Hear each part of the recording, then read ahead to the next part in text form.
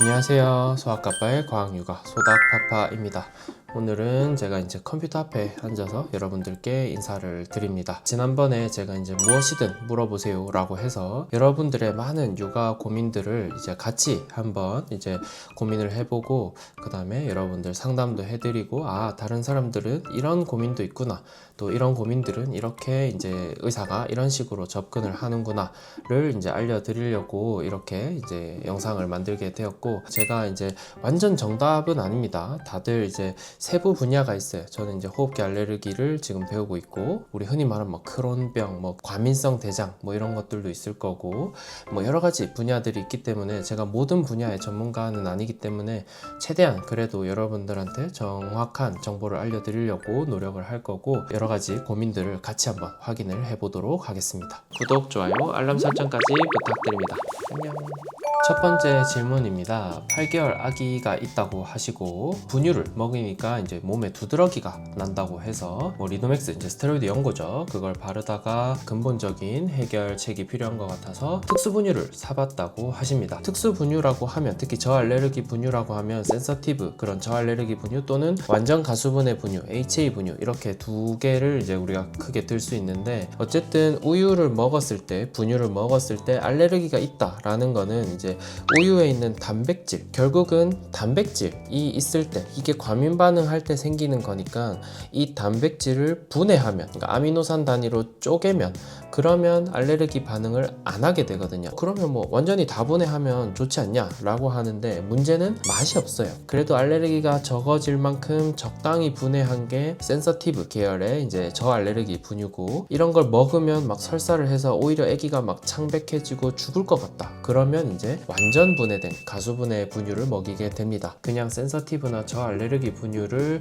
시도해 보시는 걸 추천을 드리고요. 이게 진짜 알레르기인지도 사실은 확인을 해 봐야 됩니다. 나는 우유라고 알고 이제 우유를 제한하고 막 여러 가지를 막 하고 그러다가 잘 안 돼서 저한테 왔는데, 막상 검사를 해보니까 계란이야. 막 뭐 우유도 제한하고 뭐 밀가루도 제한하고 했는데 아무 알레르기가 없어. 잘못 제한하고 있는 거죠. 그래서 이분은 이제 지금 제가 딱 한 줄밖에 안 읽었지만, 알레르기가 있는데 그걸 확인을 해 보셨냐, 혹시 뭐 마스트나 이뮤노캡 검사를 했느냐가 중요한 것 같고, 이분은 그래서 결국은 배지밀, 그러니까 두유로 이제 갈아탔다고 합니다. 이게 이제 괜찮냐 라고 하면 사실은 많이 다릅니다. 유당에 대해서 불내증 있는 아기들한테는 좋겠지만, 생두유 먹어보면 단맛이 거의 없잖아요. 단맛을 추가하게 됩니다. 설탕이나 옥수수 시럽 같은 것들. 살이 조금 더 잘 찔 수 있다. 건강한 우유 당분은 아니다. 그 다음에 마지막으로 지방도 동물성 지방과 식물성 지방 대부분 다르기 때문에 여러 가지 면에서 두유는 사실 기본적으로는 추천을 하지 않습니다. 그래서 이런 분한테 이제 다른 대안을 조언을 드린다면, 일단 검사를 해볼 것, 혹시 HA라면 센서티브 중에 좀 맞는 게 있진 않은지 한번 찾아보실 것, 그래도 안 되면 배지밀을 먹여보실 수도 있기는 하다. 그 다음에 이유식을 좀 빨리 하는 거를 추천을 드립니다. 8개월이 됐으니까 그냥 분유를 최소한으로 먹이고 후기 이유식까지 해가지고 유아식으로 넘어갈 수 있도록 조금 격려를 해주시는 게 중요할 것 같고, 8개월이라고 하면 알레르기 검사를 꼭 한 번은 안 하셨으면 해보시는 거를 추천드립니다. 두 번째는 이제 29일차 신생아 아기 엄마입니다. 아기가 자다가도 깨어있을 때도 뭐 다리를 배 쪽으로 이렇게 굽혔다가 폈다 하는 행위를 오래 많이 합니다. 이제 중간중간 무릎까지 이렇게 쫙 펴서 뭐 힘을 빡 주고 있을 때도 있고, 뭐 온몸에 힘주기, 용쓰기 뭐 이런 것들을 다 하고, 그 빈도가 너무 많다. 흔히 말하는 영아연증, 인펀타일 스파즘이 이제 걱정이 된다. 사실 요거는 이제 의학적 질문이라서 이 말로만 가지고 평가해드리기는 사실 조금 답변을 해드리기가 어렵긴 한데, 요번에는 아예 영상을 조금 보여드릴게요. 이렇게 있다가 깜짝 놀라죠. 그 다음에 이 친구도 보시면 깜짝 놀라고, 이 친구는 이제 머리가 이렇게 뚝뚝 떨어지는데 지금 잠깐 사이에 한 2번 떨어지죠. 영아 연축이라고 치면 이제 저런 식으로 많이 놀라고 이렇게 약간 깜짝깜짝 놀라고 금방 다시 풀리고 하는데, 이게 엄청 자주 반복됩니다. 그래서 이렇게 요런 게 있으면 영아 연축을 의심해 볼 수 있다. 이런 경우에는 동영상을 사실 녹화를 하시는 게 제일 좋습니다. 보통은 어머님들이 막 급하니까 막 몸통만 찍거나 팔만 찍거나 아니면 얼굴만 찍는 분들이 이제 가장 많은데, 우리가 온몸을 다 찍어야 됩니다. 경련인지 아닌지 판단하는 것에 좌우 비대칭, 전신을 하는지 안 하는지, 의식이 있는지 없는지, 뭐 입맛을 다시는지 안 다시는지, 이런 것들이 굉장히 중요하기 때문에 혹시나 불안하시다면 저 얼굴부터 다리 끝까지 동영상 촬영을 최소한 뭐 몇 분 이상 쭉 하신 다음에 소화신경 파트 진료를 보시는 거를 권고를 드립니다. 자, 그 다음 개원음이 심한 아기한테 해줄 수 있는 방법이나 변 상태에 따라서 왜 그런지도 궁금하시다고 했는데, 변 상태에 대해서는 분유가 굉장히 빨리 통과하게 되면 녹변이 자주 생기는 그런 분유들도 있고, 분유들끼리 잘 뭉치는 아이들은 흰 알갱이가 많이 나오는 그런 변이 나오는 분유도 있고, 개원음이 심한 아기한테 해줄 수 있는 방법 몇 가지가 있는데요. 안고 있을 때 다리를 내가 이렇게 약간 굽혀서 복압이 높아지는 자세로 앉는다든지, 배를 감싸쥐어서 복압이 높아진다든지, 아니면 아기가 그냥 자체적으로 막 이렇게 힘을 쓰다가 복압이 높아진다든지, 그런 복압을 낮추는 게 첫 번째일 것 같고, 기본적으로 조금씩 개우는 거는 어느 아기들이나 다 있습니다. 조금 마음을 편하게 가지실 필요가 있을 것 같고, 너무 많이 개운다, 내가 분유를 100 먹었는데 한 7, 80 개운다 이러면 사실 먹은 게 아니잖아요. 이런 분들은 이제 안티 리플럭스 AR 분유를 먹이시는 방법도 있고, 점도 증진제가 있어가지고 그런 걸 좀 보충해가지고 약간의 점성을 가지게 해서 바로바로 안 개워지도록 하는 그런 분유들도 있습니다. 반대로 AR 분유 같은 것들이 이제 소화가 잘 안 돼서 변비가 생기거나 또는 소화불량 같은 게 생기거나 가스가 차서 배앓이를 한다거나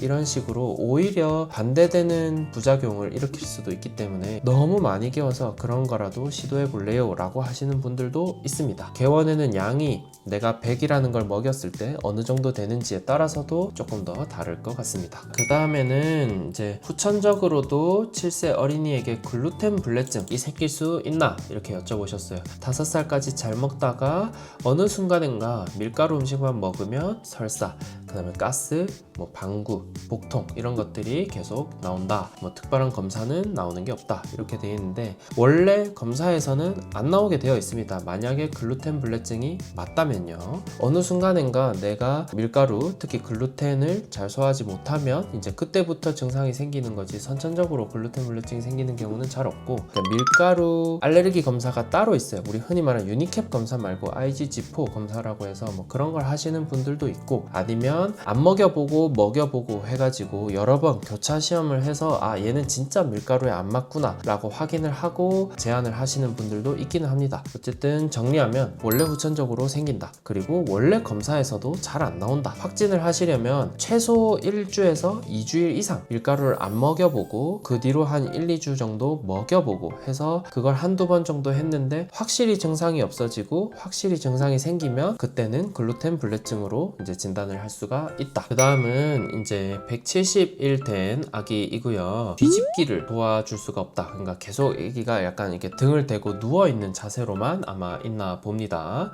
뭔가 바닥에 붙을수록 조금 더 좋아하는 것 같은데요. 이제 흥미가 크게 없고 뭐 그런 때가 있다. 그래서 이럴 때 어떻게 해야 할까요? 이렇게 되어 있는데, 6개월 동안 못하면 바로 재활을 해야 되냐? 그때 맞춰서 해야 되는 발달이 놓쳐지면 정밀 검사를 해야 하는 거는 맞기는 합니다. 얼마나 빨리 재활을 할 거냐, 얼마나 빨리 검사를 할 거냐는 사실은 의사마다 조금 다릅니다. 저라면 한 달 간격으로 근처에 있는 소아과 분하고 이렇게 진료를 보다가 조금 더 안 하게 되면 그때 가서 이제 재활 검사를 한번 해볼 것 같기는 합니다. 저는 조금 더 지켜보는 스타일이라서요. 요거는 조금 더 지켜보시는 게 좋지 않을까 생각을 해봅니다. 그 다음에 또 자주 있는 질문이죠. 17일차 신생하고 직수고 먹고 나면 너무 빵빵하고 속이 이제 뭐 아마 많이 먹었나 봐요. 배가 너무 빵빵하니까 용 쓰고 트름도 잘 못하고 하다가 이제 뭐 개워내고, 그래서 이제 먹는 시간을 줄일지 아니면 계속 먹일지 이런 것들에 대한 문제인데요. 애기들은 아직 이때는 배부르다, 배가 부르지 않다 이런 것들을 조절을 대부분 요 시기에는 잘 못하는 경우도 많습니다. 어머님이 테스트를 해보는 게 굉장히 중요합니다. 평소에 15분을 물렸다, 아니면 양쪽으로 뭐 10분 10분을 물렸다, 그러면 뭐 한 7분 7분을 물린다든지 그렇게 해서 요거는 조금 줄여 보시는 게 좋을 것 같습니다. 분수토만 하지 않으면 아기가 힘들어해도 정상이라고 생각해도 될까요? 정상은 정상입니다. 당연히 아기가 자기가 원하는 양까지, 내 배의 용량까지 맞추는 과정이기 때문에 뭐 그렇다고 해서 뭐 문제가 되지는 되지는 않겠지만 사실은 이게 시간을 찾을만 하면 아기가 커가지고 점점 배가 늘 거잖아요. 그래서 요거는 계속 수정을 해주는 게 중요하고, 저도 처음 이제 아기를 키울 때 처음에는 뭐 60, 90 그렇게 먹이다가 이걸 올려야 되는지 모르고 계속 우니까 뭐 원더윅스인가 이랬다가 나중에는 더 많이 먹이니까 이제 편안하게 잤던 거죠. 그래서 애를 잘 몰라서 그때는 충분히 먹이지 못했구나, 뭐 이런 이제 저 스스로 이제 피드백을 했던 경우도 있어서 요거는 이제 한번 시간을 잘 조절해 보시는 게 좋을 것 같습니다. 82일 된 후두 연하증 아기 60ml 간격으로 1시간에서 1시간 반 간격으로 먹는데 총량은 한 700에서 800 정도 된다. 그러면 벌써 12번 가까이 먹이시는 거죠. 그러면 거의 평균 2시간인데 아마 낮에는 훨씬 더 짧게 먹이시고 밤에는 그나마 조금 더 길어지고 하는 것 같아요. 후두 연화증이라서 조금밖에 못 먹냐 하면 그렇지 않습니다. 사실 얼마나 심하냐에 따라 다르기는 한데, 후두 연화증이라고 하면 우리 이제 식도랑 기도랑 먹을 때는 식도를 열고 기도를 닫고 해서 이제 살에 안 들리도록 하고, 평소 숨 쉴 때는 식도를 닫고 기도를 열어서 이제 공기가 통하게 하는 건데, 이게 너무 말랑말랑하면 닫아야 되는데 못 닫고 이렇게 흐물흐물거려 가지고 막 살에 들리고 막 그런 이제 질환인데, 그냥 일반적인 후두 연화증이라고 하면 돌 정도가 되면 이제 후두가 딱딱해지면서 대부분 잘 닦이게 되고, 아주 심하면 이제 수술을 하는 경우도 드물게 있습니다. 82일 된 아기가 몇 킬로인지는 모르겠는데 아마 3달이니까 5kg, 6kg 뭐 이 정도 되지 않을까 싶은데, 총량은 괜찮은데 한 번 먹는 양이 굉장히 작기는 한 것 같아요. 후두 연화증인 애들 조금만 허겁지겁 먹으면 막 살에 들리고 캑캑거리니까 당연히 끊어 먹이고 먹이는 시간이 굉장히 길기는 한데, 한 번 먹일 때 조금 더 먹일 수는 없는지 요거는 연습을 조금 해보시는 게 좋을 것 같습니다. 체중이 잘 늘고 있고 총량이 괜찮다면 일단 양 자체는 괜찮다. 한 번 먹을 때 양, 그 다음에 간격 이런 것들은 한번 연습을 해볼 수 있지 않을까 라고 생각을 합니다. 자, 그 다음은 7개월 아기가 침독 때문에 가려워합니다. 진물도 나고 보습을 해줘도 당연히 침이 계속 흐르면, 이 침은 굉장한 아주 강한 자극제입니다. 침이 이렇게 흐르면 거의 다 튼다고 생각을 하시면 돼요. 자, 이런 애들은 보통은 저는 이제 스테로이드 연고를 저는 좀 잘 쓰자는 주의라서 스테로이드 연고를 써서 어쨌든 회복을 시키는 게 제일 중요하고, 보습을 어떻게 하냐면 바셀린을 여기서부터 그냥 얹듯이 이만큼을 다 얹어 놓습니다. 그러면 기름 덩어리니까 그 위로 이렇게 쭉 흐를 수 있도록 붙여 놓으면은 훨씬 더 침독이 좋아지고, 제 경험상 한두 살 넘어가면 이제 침도 덜 흘리고 피부도 견고해지면서 보통은 침독은 많이 사라지더라 라고 말씀드릴 수 있고, 지금은 7개월이니까 바셀린을 얹어 놓으면 좀 좋지 않을까 라고 생각이 되고, 그 다음에 뭐 쪽쪽이를 하던가 해서 이제 침이 많이 안 흐르도록 하는 게 좋을 것 같습니다. 어떤 경우에 침이 좀 덜 흐르는지도 연구를 해보시면 좋을 것 같습니다. 베개 관련해서 질문 굉장히 많이 하는데, 옆잠 베개, 그 다음에 역방쿠, 그 다음에 잘 때 그냥 쓰는 베개, 두상 베개 이런 것들, 이제 의사 유튜버 분들도 이런 거 쓰지 마세요 라고 많이 합니다. 저도 잘 알고 있습니다. 권고사항은 아기가 파묻히지 않을 만한 침대에 그냥 두는 게 권고사항인 걸 저도 잘 알고 있습니다. 그런데 이제 실전은 저는 베개를 다 썼습니다. 역방쿠는 당연히 이제 아기 놀릴 때 많이 썼고, 옆잠 베개 뒤집게 하기 전까지는 썼었습니다. 어떻게든 제가 최대한 안전하게 그 이제 꽁꽁 잘 고정해서 사고가 안 나도록 하겠다는 마인드가 있었고, 원칙은 안 쓰는 게 맞습니다. 제가 소아과 의사니까 그걸 쓰라고 권고할 수는 없고, 외국에는 판매가 안 되는 제품도 맞습니다. 개인의 취향이라서 그렇게 알고 계시면 좋을 것 같습니다. 자, 최근에 젖병 세척기에 대해서 이제 질문을 하셨죠. 이거 이제 특정 연도에 그 중국산 부품을 받은 그 제품들에서 플라스틱 조각이 엄청나게 나왔던 사건이죠. 플라스틱을 섭취하게 될 가능성은 당연히 있죠. 어디에라도 물이 고이고 그 상태로 말리게 되면 미세 플라스틱은 당연히 먹을 수 있다고 생각을 하고, 건강에 대해서는 사실 논문에서는 아직 정해진 부작용은 없습니다. 좋진 않겠죠, 당연히. 굉장히 많은 연구들이 있는데 어떤 부작용이 있는지 되는지는 연구가 안 되어서 제가 정확하게 어떤 부작용이 있다라고 말씀을 드릴 수는 없는데, 미세 플라스틱은 계속 먹게 됩니다. 사실 젖병에서도 삭으면서 미세 플라스틱이 나오니까 그 전에 교체를 하세요라고 이제 유통기한을 정해 놓은 게 PP는 3개월, 뭐 PPSU는 뭐 최대 6개월 뭐 이런 말을 하는 건데, 미세 플라스틱에 대한 부작용은 아직은 나온 게 없다. 분유는 제 영상을 보고 루비락으로 바꾸신 것 같고, 지금 3kg로 태어났고 42일 차고 2시간 반에서 3시간 간격, 그러니까 조금 짧게 먹이시는 것 같고, 한 번 먹을 때 130 정도. 더 먹고 싶어 해서 울기도 하고 손을 빤다, 더 주는 게 맞냐라고 되어 있고, 소변을 잘 보고 기저귀 가는 횟수가 괜찮고 몸이 뭐 띵띵 붓거나 그런 게 아니라고 하면 조금은 더 줘도 될 것 같기는 합니다. 아직 근데 42일차, 50일차 5kg도 안 됐는데 1000을 넘기면 이거는 조금 많아 보입니다. 제가 그래도 넉넉하게 주는 편인데도 조금 많아 보여서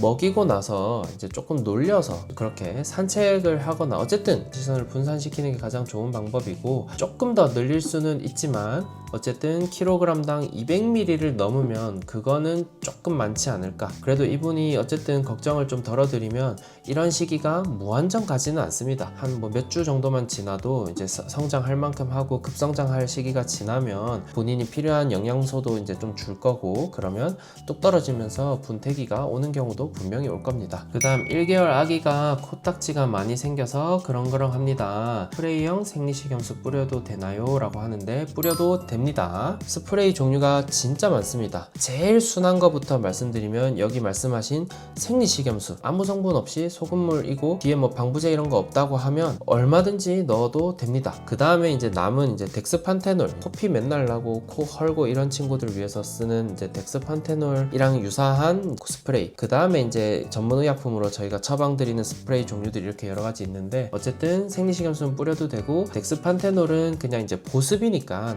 가끔씩 뿌릴 수가 있습니다. 그 다음에 이제 22개월 14.9kg 특급 비만이다, 이렇게 잘 먹는 아기들 체중 조절을 어떻게 하냐라고 이제 여쭤봤는데, 크게 완전 제가 뭐 이렇게 비법입니다 이렇게 해줄 방법은 잘 없고, 실제로 비만 평가는 2살이 넘어서 하기는 하거든요. 이제 거의 2살이니까 인바디는 당연히 없을 거고, 체지방은 따로 재는 방법은 없습니다. 키와 체중, BMI 이렇게 해가지고 이제 저희가 측정을 하게 되고, 체중 조절 방법은 사실은 뭐 특별한 건 없습니다. 그냥 밥 위주로 먹고 기름기 있는 걸 빼고 이제 채식 위주로 하는 게 제일 좋고, 그 다음에 이제 이런 친구들이 간식 많이 먹는데 과자 뭐 이런 것들 많이 먹는 것들 줄여서, 사실은 뭐 원론적인 얘기밖에 특별한 방법이 없는 것 같습니다. 아기가 빛을 계속 보는데 시력에 문제 없을까요? 대부분은 문제가 없기는 합니다. 아주 어릴 때는 이제 번쩍번쩍하는 그런 시선에 대해서 계속 눈길이 가는 게 너무 당연한 거고,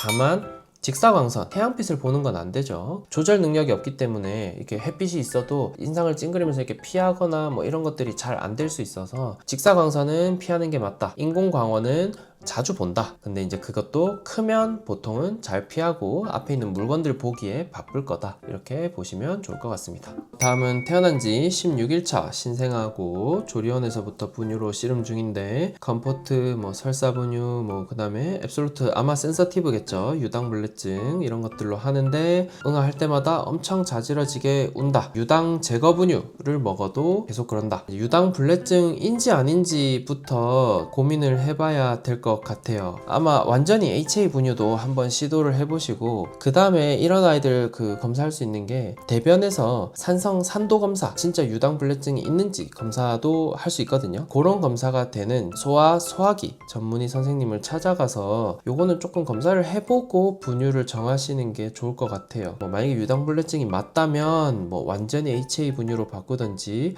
아니면 아까 제가 위에서 설명드린 것처럼 뭐 어쩔 수 없이 그냥 두유 분유로 바꾸든지, 그런 게 아니라면 이제 아예 조금만 기다리시면 원래대로 돌아올 수도 있으니까, 요거는 소아소화기 전문 선생님께 한번 찾아가 보시는 거를 권고드립니다. 엉덩이 발진 때문에 이제 스테로이드 연고 바르고 있다고 하고, 모유 수유를 이제 해볼 것도 고려하고 있다고 하는데, 지금도 이미 하루에 변을 6, 7번씩 보면 막 변이 엄청 되직한 건 아닌 것 같은데, 유당불내증 변은 굉장히 산성이거든요. 그러니까 치료가 잘 안 될 겁니다 아마. 그래서 이런 경우에는 차라리 살이 빨리 모유수유로 넘어가고 그 다음에 엉덩이 발진은 엉덩이 발진대로 같이 치료를 하는 게 아마 훨씬 더 빨리 치료가 되실 것 같습니다. 그 다음에 이제 수유량 작은 아기들도 다뤄주실 수 있을까요? 돼 있는데 3달이 조금 넘은 아기고 잘 안 먹기로 유명하다고 하고 막 바꿔봐도 뭐 오십 먹고 안 먹는다. 몸무게도 또래보다 조금 작긴 하지만 정상 범위긴 하다.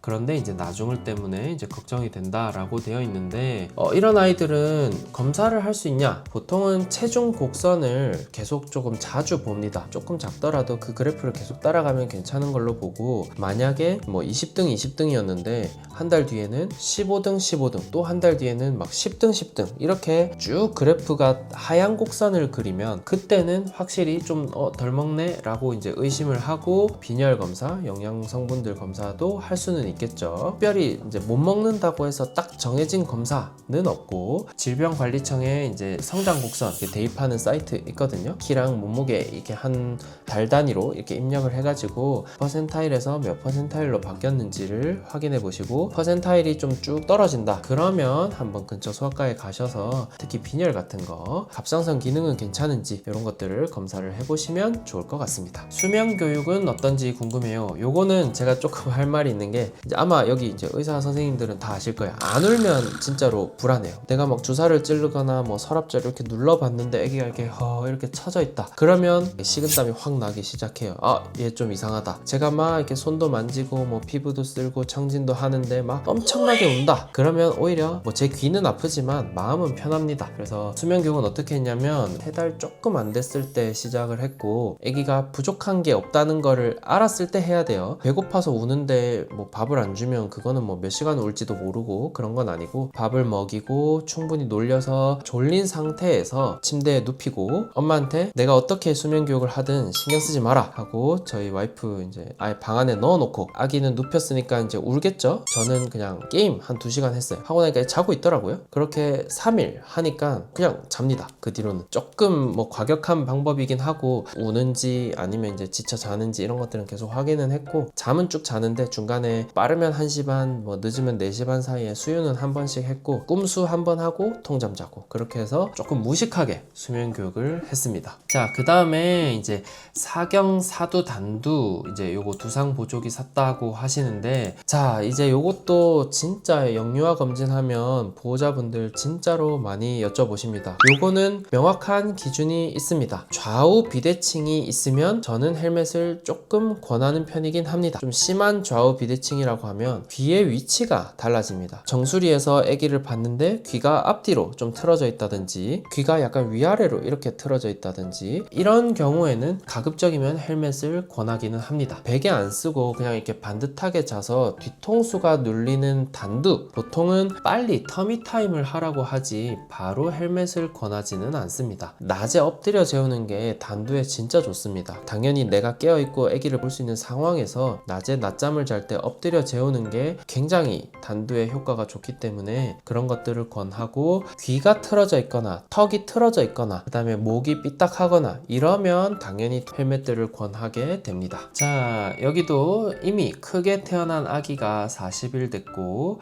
32일 차에 5.5kg 꽤 빨리 크기는 했네요. 거의 1.7kg를 컸으니까 키도 3cm 정도 컸고 수유량을 조금 조절하라고 해서 최대한 줄이려고 하는데 그래도 1000에서 1200 정도를 먹었다 이렇게 말씀을 하십니다. 몸무게가 빨리 증가했는데 괜찮냐? 라고 하면 조금 조절하시는 게 좋을 것 같기는 해요. 나중에 한 6개월 정도가 되면 분태기가 와서 키는 계속 한 달에 뭐 2cm 남짓 클 거고 몸무게는 좀 누는 속도가 확실히 줄 거긴 합니다. 나중에.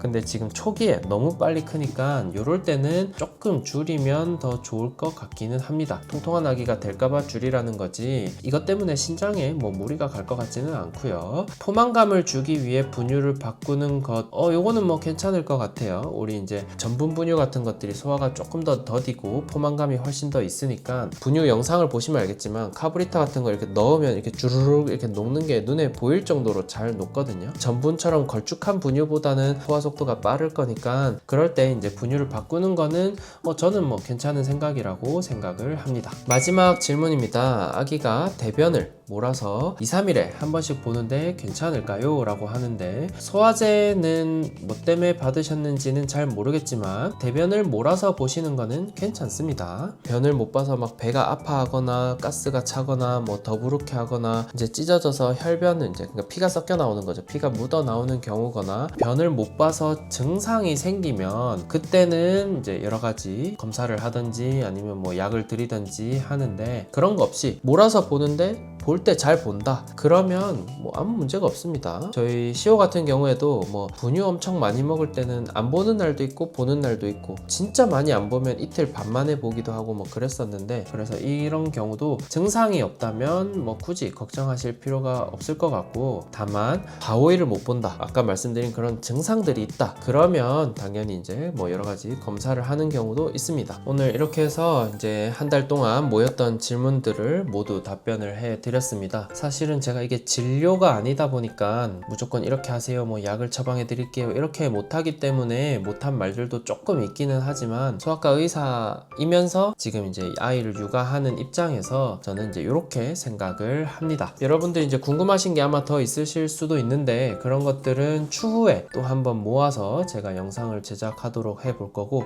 오늘 영상에 또 댓글을 달아주시면 또 이 영상의 영상, 또 그 다음 댓글을 달아주시면 그 영상의 영상, 이렇게 해서 꾸준히 여러분들의 질문을 한번 받아보도록 하겠습니다. 오늘 영상을 시청해주셔서 너무 감사하고 구독, 좋아요, 알람 설정까지 부탁드립니다.